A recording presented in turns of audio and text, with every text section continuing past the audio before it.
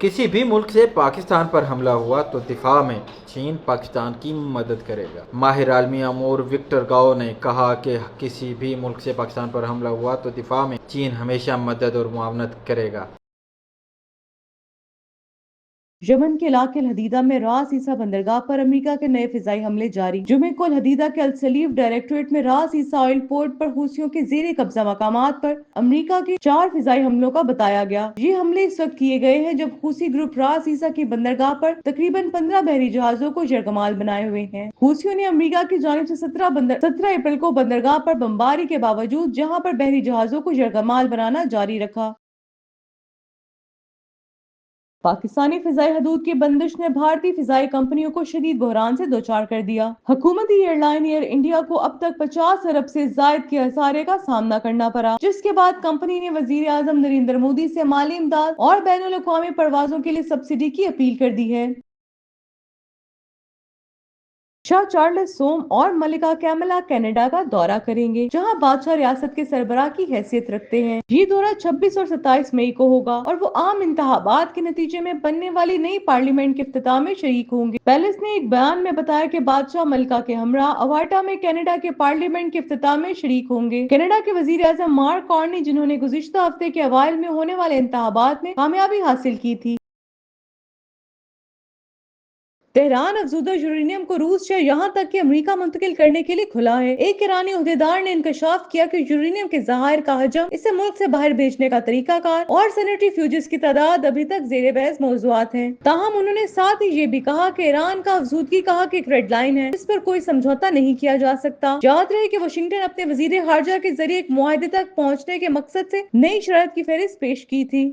किसी भी मुल्क से पाकिस्तान पर हमला हुआ तो दिफा में चीन पाकिस्तान की मदद करेगा। माहिर आलमी अमूर विक्टर गाओ ने कहा कि किसी भी मुल्क से पाकिस्तान पर हमला हुआ तो दिफा में चीन हमेशा मदद और मुआवनत करेगा। चीन के मारूफ तजियाकार और साबिक सफारतकार और हुकूमती पॉलिसी से करीब समझे जाने वाले माहिर आलमी अमूर विक्टर गाओ ने भारतीय मीडिया को इंटरव्यू देते हुए कहा कि अगर कोई भी मुल्क पाकिस्तान पर हमला करता है तो चीन पाकिस्तान के दिफा के लिए उसके साथ खड़ा हो। पाकिस्तान हमारा भाई देरीना दोस्त है और हम इसके दिफा में इसका साथ देंगे। साबिक सफारतकार और माहिर आलमी अमूर विक्टर गाओ का कहना था भारत और पाकिस्तान के दरमियान हालात की बिगड़ती हुई सूरत हाल इंतहाई तशवीश का बायस है। दोनों बड़े ममालिक हैं और दोनों के पास एटमी हथियार मौजूद हैं। इनके दरमियान कई बार जंग हो चुकी है। भारत और पाकिस्तान दोनों से कहा जाएगा कि वो ज़्यादा से ज़्यादा तहम्मुल का मुजाहरा करें और पुरअमन हल तलाश करें। उन्होंने कहा कि पाकिस्तान के अंदर चीनी शहरियों पर भी दहशतगर्द हमले हुए और हमने पाकिस्तान में कई चीनी शहरियों को खोया है, लेकिन हमने कहा मुकम्मल तहकीकात की जाएँ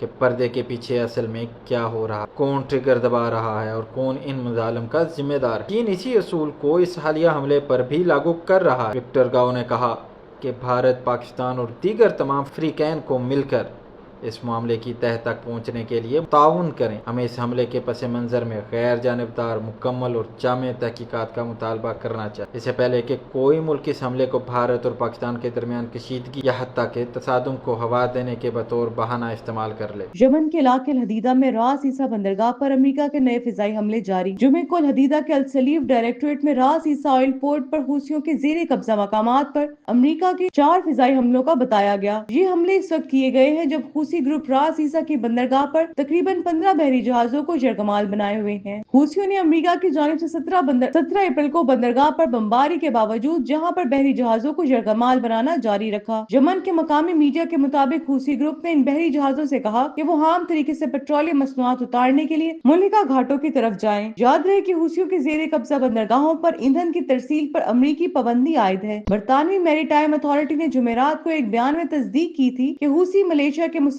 अफराद बहरी जहाजों पर सवार हुए, गोलियां चलाई और इन्हें अपना सामान उतारने के लिए साइडास पर जाने पर मजबूर किया। ये रिपोर्ट शुदा वाकयात इन बहरी जहाजों को लाहा खतरे को बढ़ाते हैं, जो हूसियों के जेर कब्जा बंदरगाहों का दौरा करते हैं, जहां इन्हें यरगमाल बनाया जाता है या महफूज तरीके से रवाना होने से रोक दिया जाता है। अमेरिका ने 17 अप्रैल को रास ईसा बंदरगाह पर मुतअद्दिद फिजाई हमलों से बमबारी की थी, जिससे मुकम्मल अनलोडिंग सिस्टम तबाह और नकारा हो गया था। इस वक्त से हूसी ग्रुप 15 ऑयल और गैस टैंकरों को रास ईसा के साहिल पर ट्रेलों में براہ راست ان لوڈ کرنے پر مجبور کرنے کی کوشش کر رہا ہے۔ یہ ایسے طریقے ہیں جن کے لیے خصوصی آلات، سخت حفاظتی پروٹوکول اور محفوظ ان لوڈنگ کو یقینی بنانے کے لیے درست لاجسٹک کوآرڈینیشن کی ضرورت ہوتی ہے۔ پاکستانی فضائی حدود کی بندش نے بھارتی فضائی کمپنیوں کو شدید بحران سے دوچار کر دیا۔ حکومتی ایئر لائن ایئر انڈیا کو اب تک 50 ارب سے زائد کے خسارے کا سامنا کرنا پڑا، جس کے بعد کمپنی نے وزیر اعظم نریندر مودی سے مالی امداد اور بین الاقوامی پروازوں کے لیے سبسڈی کی اپیل کر دی ہے۔ ایئر انڈیا نے باقاعدہ طور پر مودی حکومت کو خط لکھ کر صورتحال کی سنگینی سے آگاہ کیا اور مطالبہ کیا کہ موجودہ حالات میں سبسڈی کے بغیر بین الاقوامی آپریشن جاری رکھنا ممکن نہیں۔ ذرائع کے مطابق پاکستانی فضائی حدود کی بندش کے بعد ایئر انڈیا کو یورپ جانے والی پروازوں کے لیے ویانا کو ٹرانزٹ اسٹیشن کے طور پر استعمال کرنا پڑ رہا ہے۔ ایک ہی دن میں ایئر انڈیا کے 20 طیارے ویانا میں ری فیولنگ اور عملے کی تبدیلی کے لیے رکے۔ طویل روٹس اور اضافی ایندھن کے اخراجات نہ صرف کمپنی کے لیے بلکہ بھارتی حکومت کے لیے بھی پریشانی کا باعث بن چکے ہیں۔ بھارتی ایویشن ذرائع کے مطابق ان اخراجات نے مودی حکومت کی نیندیں اڑا دی ہیں۔ تجزیہ کاروں کا کہنا ہے کہ مودی حکومت کی جارحانہ پالیسیوں کا خمیازہ اب ملکی اداروں کو مالی بحران کی صورت میں بھگتنا پڑ رہا ہے اور اگر یہی روش جاری رہی تو مزید قومی ادارے بھی خسارے کی لپیٹ میں آ سکتے ہیں۔ شاہ چارلس سوم اور ملکہ کیملا کینیڈا کا دورہ کریں گے، جہاں بادشاہ ریاست کے سربراہ کی حیثیت رکھتے ہیں۔ یہ دورہ 26 اور 27 مئی کو ہوگا اور وہ عام انتخابات کے نتیجے میں بننے والی نئی پارلیمنٹ کے افتتاح میں شریک ہوں گے۔ پیلس نے ایک بیان میں بتایا کہ بادشاہ ملکہ کے ہمراہ اواٹا میں کینیڈا کے پارلیمنٹ کے افتتاح میں شریک ہوں گے۔ کینیڈا کے وزیر اعظم مارک کارنی، جنہوں نے گزشتہ ہفتے کے اوائل میں ہونے والے انتخابات میں کامیابی حاصل کی تھی، یہ دورہ تاریخی اعزاز پر مشتمل ہے۔ مارک کارنی نے مزید کہا کہ یہ ہمارے ملک کی خود مختاری کو واضح طور پر ظاہر کرتا ہے۔ اس بات سے ان کا اشارہ امریکی صدر ڈونلڈ ٹرمپ کی جانب سے کینیڈا کو امریکہ کی 51ویں امریکی ریاست بنانے کی خواہشات کی طرف تھا۔ شاہ چارلس نے مارچ میں برمنگھم پیلس میں کارنی کا اس وقت استقبال کیا تھا جب ٹرمپ کینیڈا کے خلاف دھمکیاں دے رہے تھے۔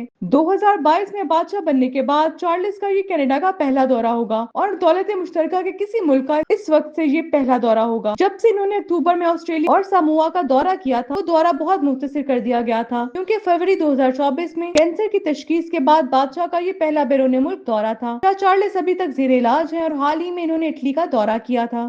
تہران افزودہ یورینیم کو روس سے یہاں تک کہ امریکہ منتقل کرنے کے لیے کھلا ہے۔ ایک ایرانی عہدیدار نے انکشاف کیا کہ یورینیم کے ذخائر کا حجم، اسے ملک سے باہر بھیجنے کا طریقہ کار اور سینیٹری فیوجز کی تعداد ابھی تک زیر بحث موضوعات ہیں۔ تاہم انہوں نے ساتھ ہی یہ بھی کہا کہ ایران کا افزودگی کا حق ایک ریڈ لائن ہے جس پر کوئی سمجھوتہ نہیں کیا جا سکتا۔ یاد رہے کہ واشنگٹن اپنے وزیر خارجہ کے ذریعے ایک معاہدے تک پہنچنے کے مقصد سے نئی شرائط کی فہرست پیش کی تھی۔ امریکہ کی شرائط ایرانیوں کو پسند نہیں آئی کیونکہ یہ تہران کی جانب سے بار بار بیان کی گئی ریڈ لائنز میں شامل ہیں۔ ایران نے کہا کہ اس کا افزودگی کا حق ناقابل گفت و شنید ہے۔ تاہم 3 ایرانی عہدیداروں نے یہ بھی کہا کہ یورینیم کے ذخیرے کا حجم، اسے ملک سے باہر بھیجنا اور سینیٹری فیوجز کی تعداد زیر بحث امور ہیں۔ 3 ایرانی عہدیداروں نے تصدیق کی ہے کہ اپریل میں ہونے والے مذاکرات کے دور میں زیر بحث تجاویز کے تحت ایران افزودگی کی سطح کو جامع مشترکہ ایکشن پلان کے مطابق 3.67% پر محدود کر دے گا۔ تہران بین الاقوامی جوہری توانائی ایجنسی کو اپنے ایٹمی مقامات تک وسیع رسائی دینے کے لیے بھی کھلا ہے۔ تجاویز کا مقصد تہران کی ایٹمی انفراسٹرکچر کو مکمل طور پر ختم کرنا نہیں ہے، جیسا کہ اسرائیل اور بعض امریکی عہدیدار ایسا ہی چاہتے ہیں، بلکہ اس کا مقصد یورینیم کی افزودگی پر مستقل پابندیاں عائد کرنا ہے تاکہ کسی بھی حد سے تجاوز کو روکا جا سکے۔ امریکہ کی جانب سے پیش شرائط میں سے پہلی شرط یہ ہے کہ ایران داخلی طور پر یورینیم افزودگی سے دور رہے اور صرف بیرون ملک سے یورینیم درآمد پر اتفاق کرے۔ روبیو کے مطابق 3.67% کی شرح سے افزودگی کی صلاحیت کا مطلب ہے کہ چند ہفتے میں 90% کی اعلیٰ شرح تک رسائی ممکن ہوگی۔